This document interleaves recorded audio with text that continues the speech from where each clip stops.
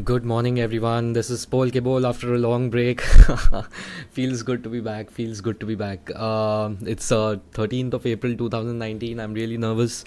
It's been such a long time, guys. I'm so sorry, but this is my review for the book The Power of Habit by Charles Duhigg. So basically, this book is basically the title is The Power of Habit: Why We Do What We Do in Life and Business. And writer Charles Duhigg has written this book to ensure that we understand why we are nothing but a summation of all the habits that we have in our lives, and most of the habits that we form and the ones we carry out are not done consciously but rather unconsciously. So let's begin with this review. It's a non-spoiler based review. It's a short review for you guys to make a decision whether you want to read the book or not. Although I would recommend you should absolutely read this book. It's a good 8.5 on 10 book. I would give it 8.5 on 10. Fantastic book overall. So I'll tell you how the book begins, right? So the book begins with the author giving an example of certain test subjects in the 20th century, who were monitored by medical professionals, and these were people who had certain parts of their brain which were damaged, and they wanted to see if these people could actually live their lives normally with the part of the brain damaged. So a certain part of the brain that was damaged was the one which actually affected your memories. So you didn't remember what you were doing 10-15 minutes ago, but you could still continue with your life as you were, because there were certain habits that were formed. For example, there was this old man who didn't remember what he was doing just 10 minutes ago.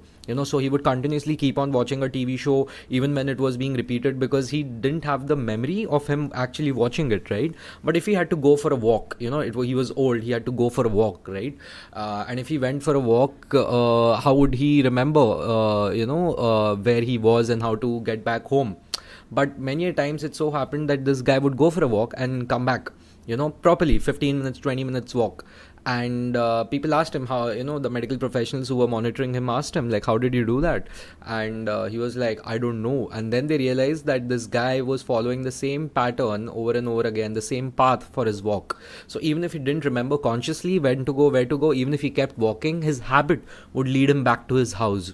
His wife took care of him, his kids were also there to take care of him, and he has helped scientists and medical professionals understand a lot about how habits are formed and how they can be broken, because not all habits are good, some habits are bad.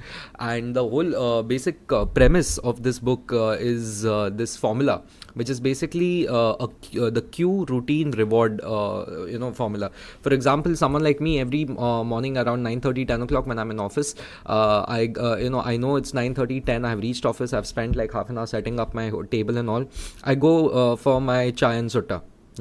I go out there, I have my smoke, I have my chai, and I come back no matter what happens. So even if it's 9:30, like whatever is happening, I know my body is reacting. It's like, boss, you have to go now, you have to have your chai, you have to have your cigarettes, because if you don't, you will not be able to perform well or concentrate, or you will be sleepy or something of that sort. It's all bullshit. We obviously know it's bullshit, but the cue is 9:30, the routine is me going and having my sutta and chai, obviously, and the reward being that boss, I'm fresh, and one important thing has been done in the day. Similarly, the author himself, there was a time in office, he had put in a lot of weight. His wife was complaining, listen, you're putting in a lot of weight. So he went about trying to investigating how did this happen, because he has never been someone who has put on a lot of weight. So he realized every day around 3:30 in office, right after lunch, like a couple of hours after lunch, he realized that he felt hungry. So he would go to the cafeteria. So the queue was 3:30, the timing. The cafeteria was the routine, going over there and having like some chocolate brownie or something, a couple of chocolate brownies, and the reward would be that, yeah, I'm feeling good, I'm not bored. and then he would come back and he would continue working. Now what happens is the body gets programmed, the mind gets programmed for such kind of activities. So what he does is every time to counter this, that every time at 3:30 he changes the routine. The cue is the same. The cue is 3:30 when he's bored after work, during work, after lunch, when there is like it's dull.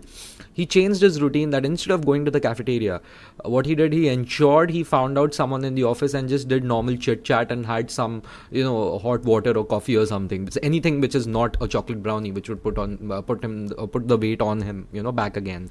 And the reward was that he's no longer bored. So he just changed the routine.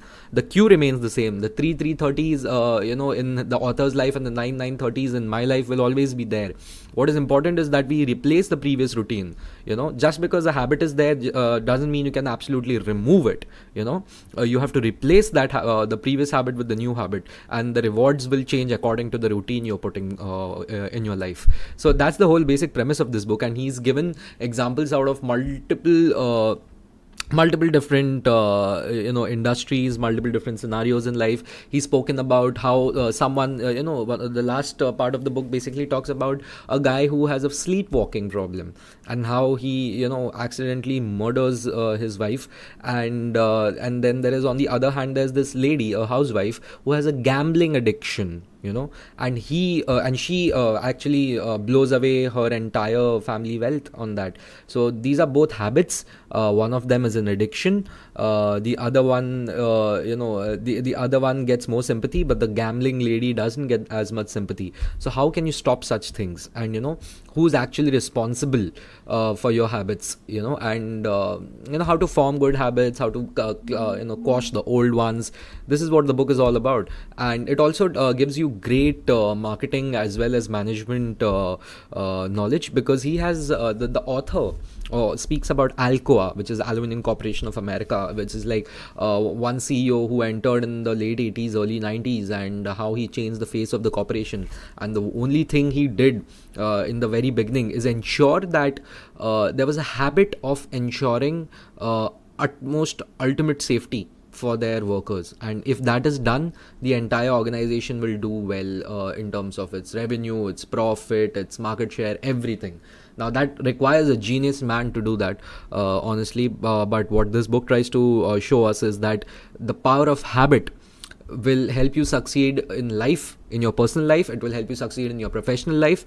It will help you succeed in leading a group of people, in leading corporations, and just improving your life in general, and it shows, why. And it also makes fun of all the habits that we have, which were put in our heads just via marketing.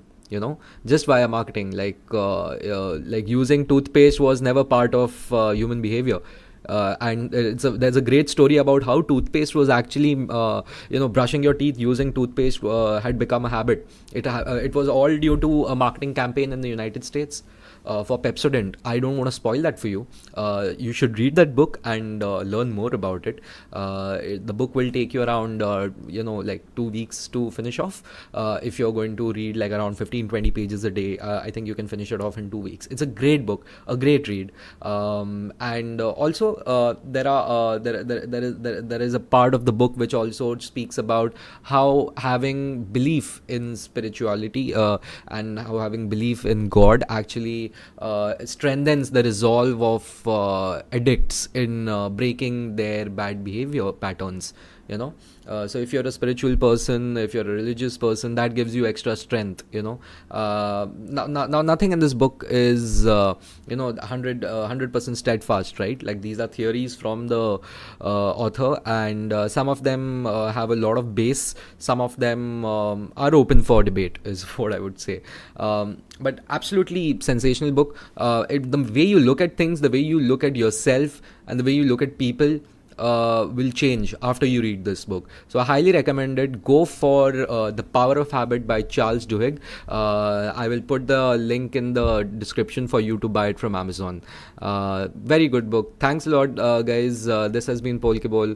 I missed you all. I'm sorry for this delay, for this break. I will explain where I was, what I was doing, but yeah, that's about it, man. I love you. Take care, guys. This has been Pol Ke Bol.